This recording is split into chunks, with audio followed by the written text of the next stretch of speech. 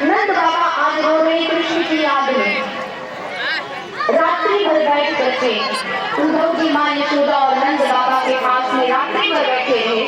उनकी गोद में अपना सर रख करके रात्रि भर उद्धव जी केवल कन्हैया के विषय में ही सुनते रहे कि कन्हैया कैसे गोपियों के घर जाता था, माखन चुराता था, कैसे गोपियां रहता था। आज उद्धव जी रात्रि भर बैठ करके केवल कन्हैया के विषय में ही श्रवण करते रहे। प्रातः काल हुआ, उद्धव जी के नेत्रों के अश्रु बंद नहीं हो रहे। जो उद्धव जी अपने आप को बड़ा ज्ञानी समझते थे, आज ज्ञान की पहले सीढ़ी में लुढ़क गई माँ यशोदा और नंद बाबा के उस प्रेम को देख करके। हजारों लाखों गोपियां बैठी हुई है, उन सबके बीच में श्री राधा रानी जी बैठी हुई है।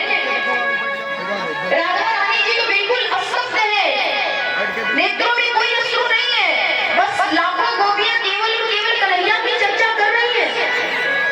और उद्धव जी एक आम का वृक्ष है, उसी वृक्ष के पास पीछे में जाकर के छुप गए और गोपियों की बातों को सुनने लगे। एक गोपी ने राधा जी से कहा कि हे किशोरी जी, आपको मालूम है कल मैंने तो कन्हैया को स्वप्न में देखा।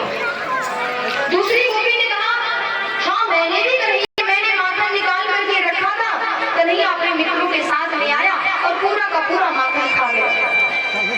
एक गोपी ने कहा मैंने भी स्वप्न में देखा। अब किसी गोपी ने कहा, सब गोपियों ने मिलकर के पूछा किशोरी जी, सबसे अधिक प्रेम तो कन्हैया आपसे करते थे, हम तो स्वप्न में कन्हैया को देखेंगे। अब आप भी बताओ ना, क्या आपने भी स्वप्न में कभी कन्हैया को देखा है? राधा जी के नेत्रों से अश्रु छलक आए। राधा जी ने रोते हुए कहा सबसे पहले तो मैं आप सब गोपियों के चरणों में प्रणाम करती हूँ, क्योंकि जिन्हें मेरे प्रभु का दर्शन हो जाए, स्वप्न में ही सही, कम से कम आप लोगों ने मेरे कन्हैया का दर्शन तो किया। लेकिन मेरा कितना बड़ा दुर्भाग्य है, आप पूछती हो कि मैंने स्वप्न में कन्हैया को देखा, तो सुनो, जब से कृष्ण गए हैं मुझे छोड़ करके, तब से इन आंखों में बैरन निंदिया आई ही नहीं, निद्रा ही नहीं आई जब से कृष्ण गए हैं। और जब नींद ही नहीं आएगी तो स्वप्न कहाँ से आएगा?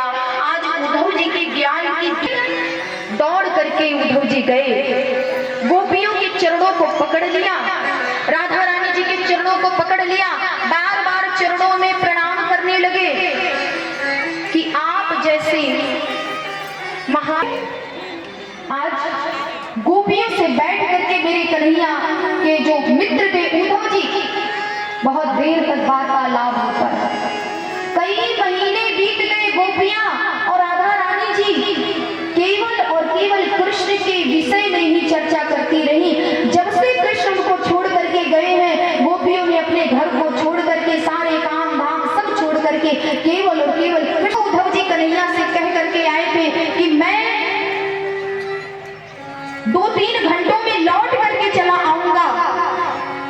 आज वही उद्धव जी भगवान के पास वृंदावन धाम से 7 महीनों के बाद लौट करके जा रहे हैं। जाते जाते गोपियों से विदाई लेते हुए उद्धव जी बार बार राधा श्री किशोरी जी के चरणों में प्रणाम करते हैं, गोपियों के चरणों में, और चरणों में ही प्रणाम नहीं करते, गोपियों के चरणों की धूल को उद्धव जी बार बार अपने माथे से लगाते हैं कि मैं आपके चरणों में प्रणाम करने के लायक नहीं हूँ, आप जैसा प्रेम कृष्ण को कोई कर ही नहीं सकता, मैं तो आपके चरणों की धूल के बराबर नहीं हूँ, इसलिए मैं आपके चरणों की धूल को अपने मस्तक पर लगाता हूँ। चरणों की धूल को गोपियों के उद्धव जी ने प्रणाम किया। आज उद्धव जी भगवान से